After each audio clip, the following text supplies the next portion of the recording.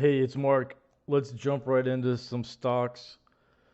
So today my best trade that I had and probably in the past couple days was this ORC puts.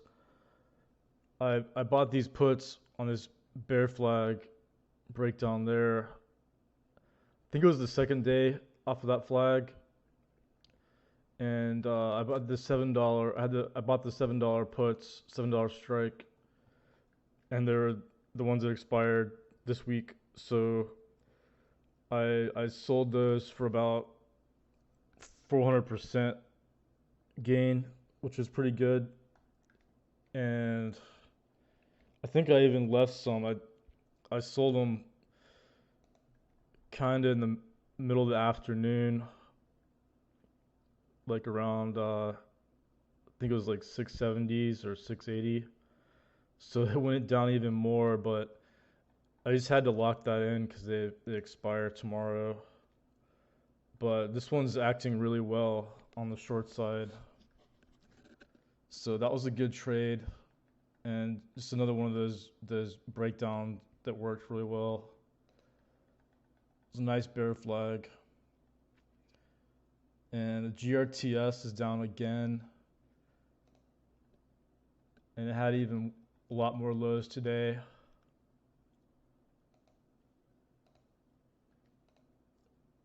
I still wouldn't be surprised if it has like a day or two where it just has a couple runs on the upside, but it may just it could just gap down one day or just keep going down slow, which would be kind of surprising because usually they do have some bear flags at least or something. But that one's been a really good setup that I found on that first day that it went red. Or that's actually I found it on that shooting star candle. But the thing I noticed today and that just keeps playing out is these housing related stocks like home builders. Like I've been talking about these for a while now, and there's more lows today. They broke down. XHB broke down yesterday, and it's just going down even more now. And it's really high volume today. And today, the Chairman Powell had a talk.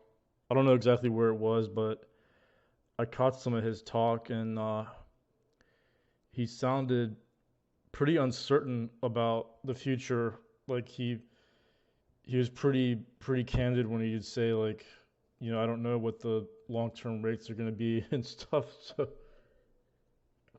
So it didn't really strike me as uh, as bullish. If he's saying like they might that the long term, their target rate is going to be like higher than it has historically. It just doesn't make any sense. Like because they want the 2%. They want 2% inflation because that's kind of the long run economic growth that the country can support at this point, at least in the minimum. I'm optimistic. We'll hit, with this coming AI, boom, where it just goes. Was a lot of companies going public and there's a lot of funding going into it that there's going to be, sort of like a 90s tech bubble again or 90s boom. We're in the beginning of that now. So it may take time to play out like it did in the 90s, because there were a lot of tech companies in the early 90s, but the market didn't really react till the late 90s. So, or at least, in a large way. But anyway, the long-term growth could be more than 2%. But that's the reason they're looking for 2% is because the economy can't grow more than 2% in their mind based on long term, like a long term growth rate. Because as the economy gets bigger and bigger, and it's very service oriented. Back in the 50s or in the post World War II and stuff, you could grow the economy, you know, 5% or more a year, but the GDP or GNP whatever you look at, it's not going to be like 10% a year, or whatever inflation is now. It's not going to be 6%, 5%. Uh, so so that's like my theory, and kind of what happened. It's what happened with the United Kingdom and like with England when they used to be the world's reserve currency, before the United States, and eventually their growth slowed down to about 2% over from like the 1950s, 60s, 70s to now, or at least in the 1900s, their growth was about 2%. Uh, After the pound was no longer the world's reserve currency. So the U.S. had that for a long time, and I don't see we're going to be the reserve currency for a lot longer too. But the growth just doesn't keep up. So you can't if you have inflation higher than the growth rate. Obviously, the people don't like that. So that's like that's one way to get the government get people not reelected, is if you've got the kind of inflation we've had in the past couple of years. If that's happens for years and years, like even accelerates, and the growth rate doesn't match, then because you've got to have growth that matches the inflation. That's just the way that central banking works. So so these housing stocks have been really weak, and my Redfin's down again today, and it's a really good setup, and that was been a good trade, and these are starting to be up a lot too. These puts, and the charging stocks like CHPT, it's down even more in the afternoon. I didn't see that. I have the $3 strike November's, so if this keeps up, if this kind of trajectory keeps up, this could be like a $2 stock, it could be in the mid twos, low twos by the time my puts come around to expiring. So that should be a really nice one. I think the gain on that one's like 100% now, or 80%, something like that. Even though it hasn't hit the strike yet, these things are just on fire, and the EVgo is still going well. It broke down today. It's actually today was the first kind of big breakdown in a few days. So I still got those puts too. So the Peloton's kind of been acting not as it usually does off these bear flags. So I bought those puts a while back, and I'm down on those, but they're pretty undersized, so it's not going to be a problem. And I want to show you some of these housing stocks, because these, like KBH, it's in a down channel, and it just hit up against resistance, and it's coming down. So I see this one coming down to that trend, to that channel support too. So it's going to be in the 30s, and pretty soon it looks like. And a lot of them have pretty much the same similar charts. Like, yeah, Lennar, same thing. It's a channel. It's kind of already down at the support in the channel. So I think the KBH is still KBH is a good setup here, short or puts. And but I mean, I'm happy. I just had my Redfin and my Rocket mortgage shorts, and I think that's about it for my housing related. But these home builders have kind of the same thing going on, where they're just downtrending. And the Beezer, it's up against that resistance too. It's been there a while though, so it's kind of strange. Like, but it just broke down today below that support level there.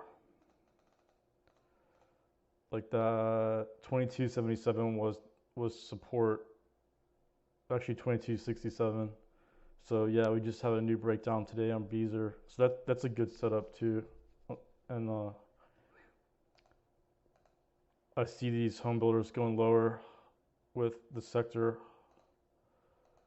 because you got housing starts in a downtrend past couple months, and you've got the mortgage rates like 8%, and some of the data I saw today on existing home sales is looking pretty bad. It's not the new existing home sales isn't really strong. So there's like a confluence of things going on that's weighing on the housing stocks and housing related. But the thing is, like housing related stocks, there's a lot of them. So like the economy is really built around housing to a large extent. So it has a ripple effect in the economy when there's a slowdown in housing. So Lowe's is actually down too, and it finally started going down the past couple months. Looks like it's right on that level from March, so it might try to catch support there.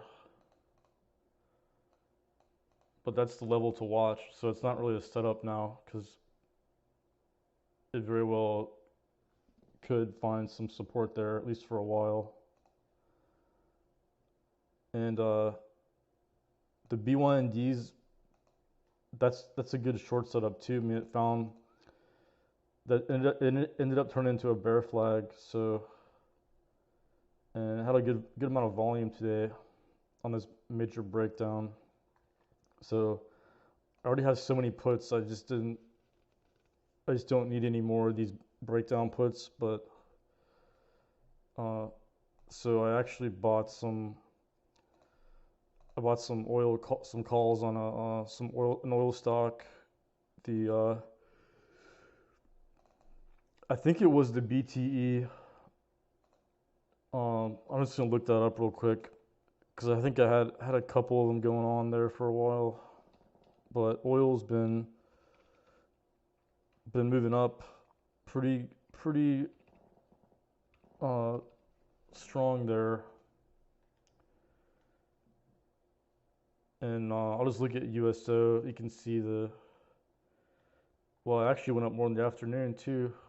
So like it had that channel support that I talked about, and it really caught that there. And then we're going to test up against these highs, it looks like.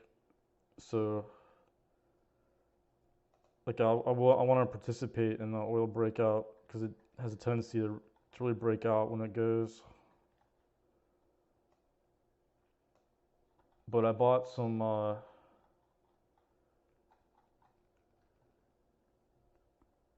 calls on the BTE. Just going through my list here. No, it was SWN. It was the SWN one. And it's pretty much just a technical setup. It had a big breakout on a wide-ranging day there on volume, and then this looks like a high flag. So I'm expecting this to be a high flag. And it's got a good base that formed and then bottomed out technically there back in June in the summer. So it's basically just a momentum off the what looks like a high flag here. So I'm looking for some more volatility, some on the upside to come in. So I got some November $8 strike put calls, and Yeah, my Redfin puts are now 100%, and the Rocket are 40%, and EVgo, the Charger, is like 60%. And I've got some high hopes for the Ericsson and Nokia puts too, because those are near breakdown. Or still like the Ericsson's really a mess. So it's following through off of the earnings, off of bad earnings. So it's in a technical breakdown. So let's see. That's pretty much the channel. So it's actually right up against the channel support, but I think it's going to get some more momentum off of the earnings. But I've got the November puts, so I've got some time here for it to get some more volatility.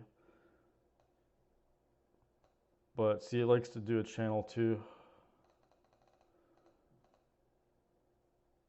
And it's funny, it's down after earnings the last 3 quarters, or 4 quarters actually. Wow. Yeah, and it got some follow through off those too. So, and the Nokia just announced some layoffs.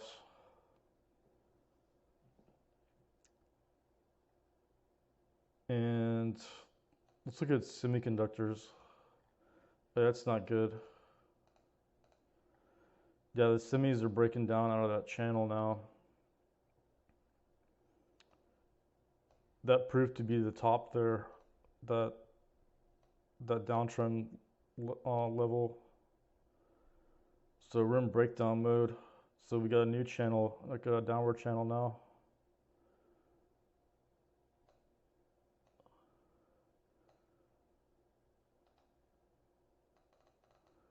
So that's not good for the Nasdaq.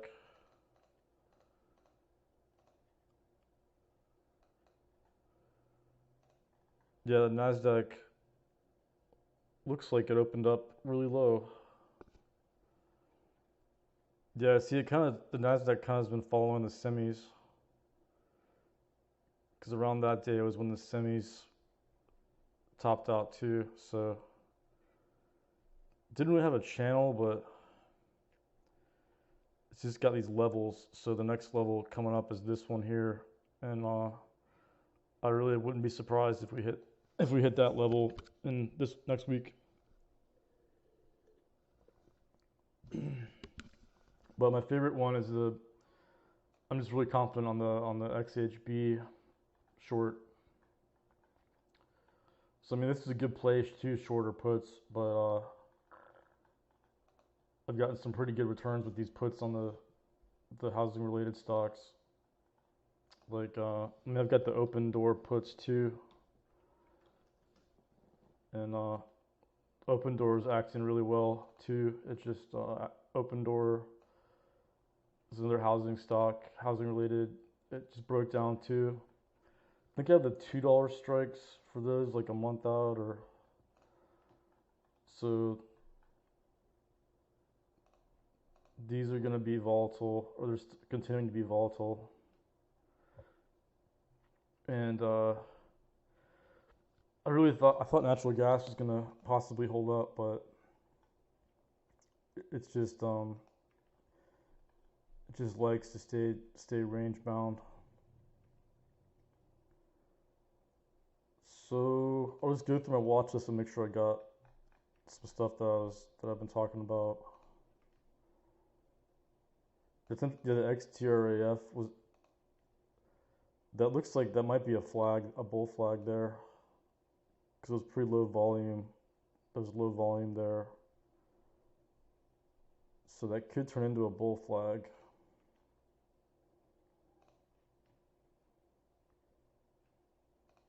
But I think the Powell's talking might have spooked the market a little bit.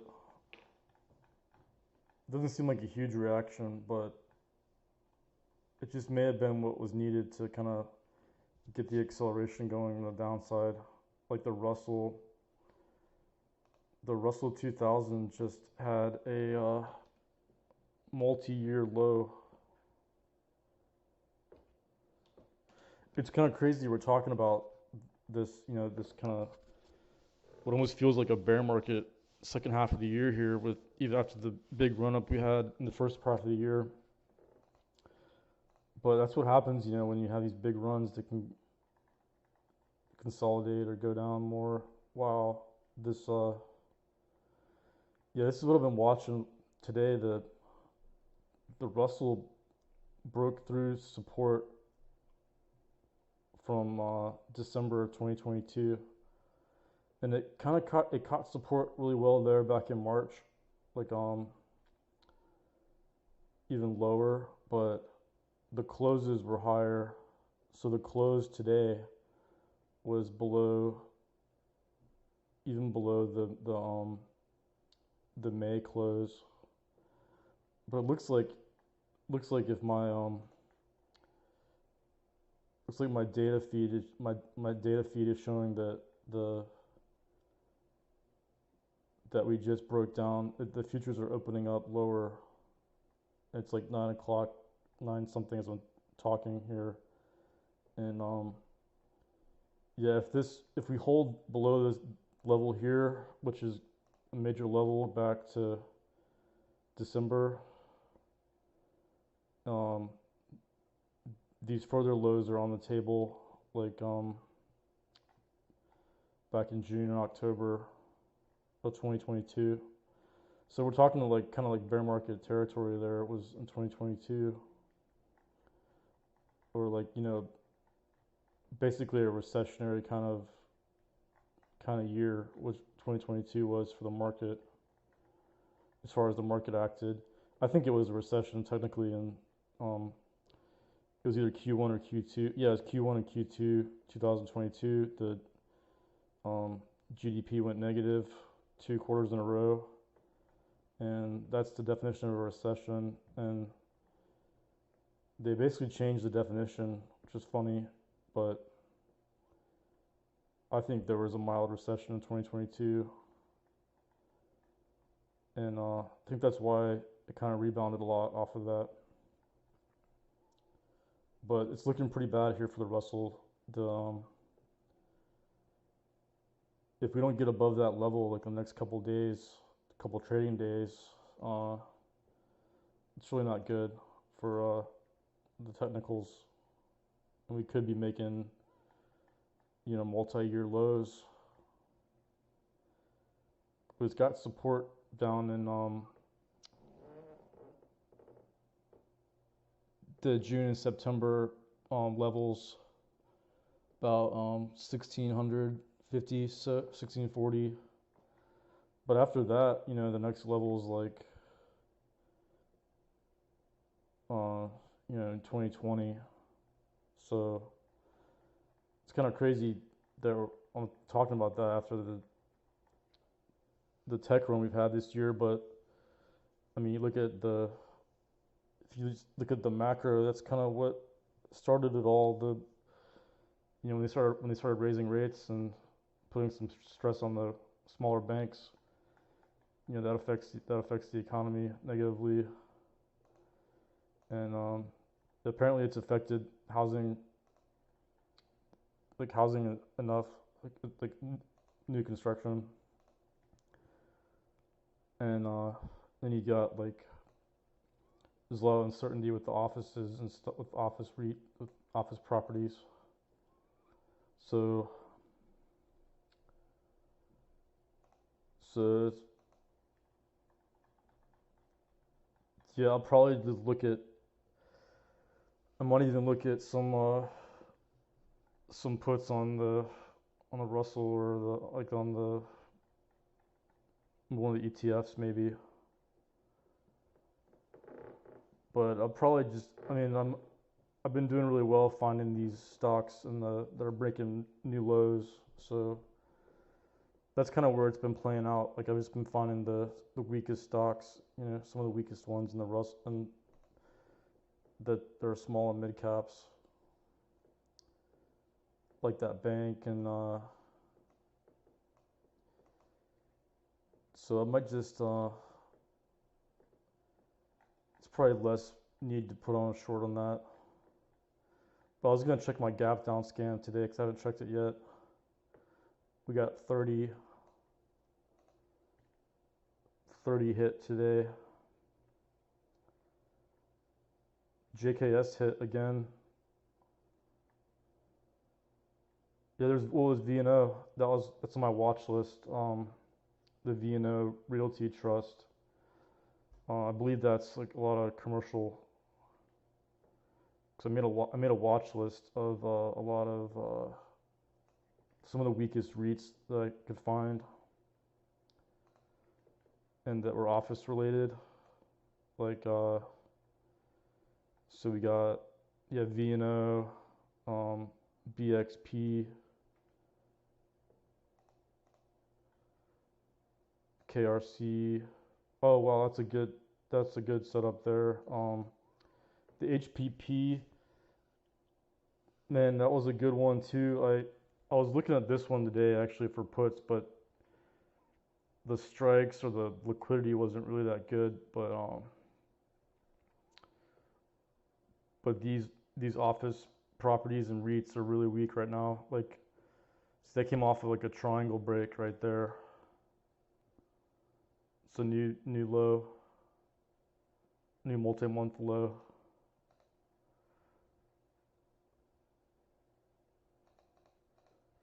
That's the Hudson Pacific. The VNO is a good one too.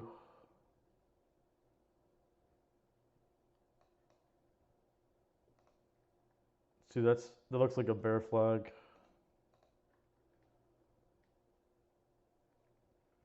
And then the other one, what I see, that one, yeah, that one. This looks like a bear flag too.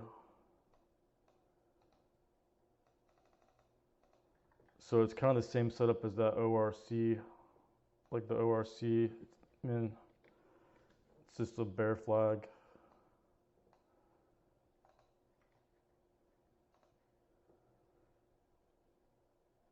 The thing about these ones, the puts weren't super liquid though. It's the only thing. You look at all this sell vol. There's a lot of sell volume. Let's kind of look at these puts again, but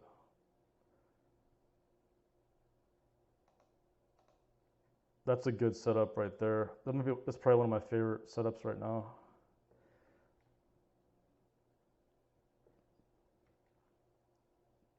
It's in the right sector. It's got the right amount of weakness fundamentally.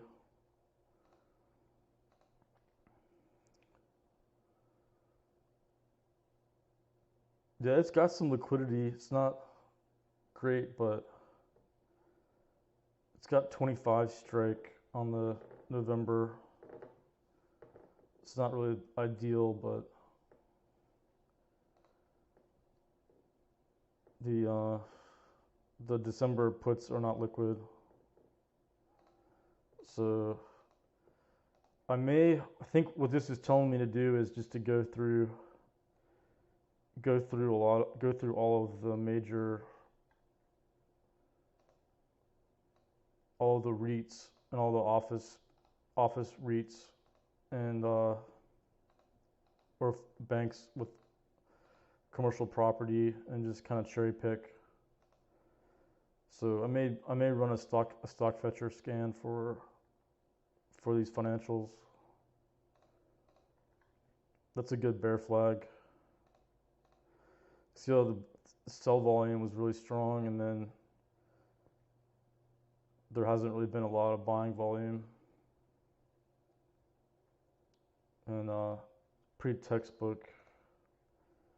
Yeah, you got lower highs.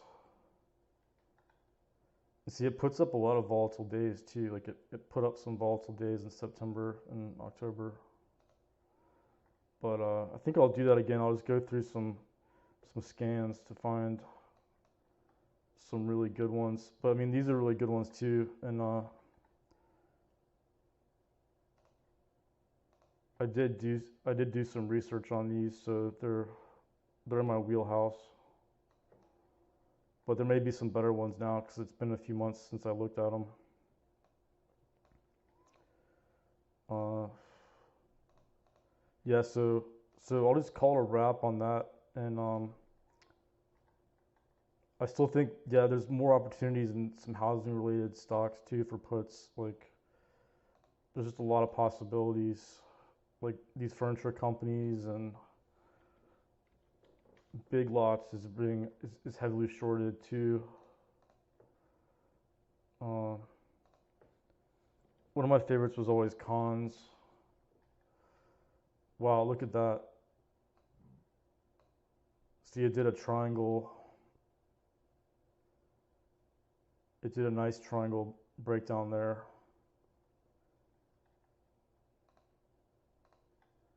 I think I was watching that I must have been watching it one of these days, but it looks like it's about to hit more lows too. So Cons might be good as a. I'll have to add that one back to my watch list too. Yeah, there's just a lot of possibilities for housing related stocks. So I'll check out those scans and then maybe tomorrow in the video, if I do a video tomorrow, I'll report back on those. So thanks for watching, and if you like fundamental research too, I just do strictly fundamental research on my Substack, and that's on the link there is on my main site, Stock Pursuit, and I do those about every month or so, or whenever I can find some good deep value stocks. And a lot of times I'll do some more in-depth analysis on that too. Like I noticed that the oil shipping stocks were strong, and a lot of those have continued to be strong. Like some of the ones I put in my Substack, like MRO. But I've been talking about those for a while here in the videos too. But some of these shipping stocks have done really well this year, in the second half of the year. So if oil keeps going out, these are going to be really good stocks. So I'll catch you next time, and I'll see you later.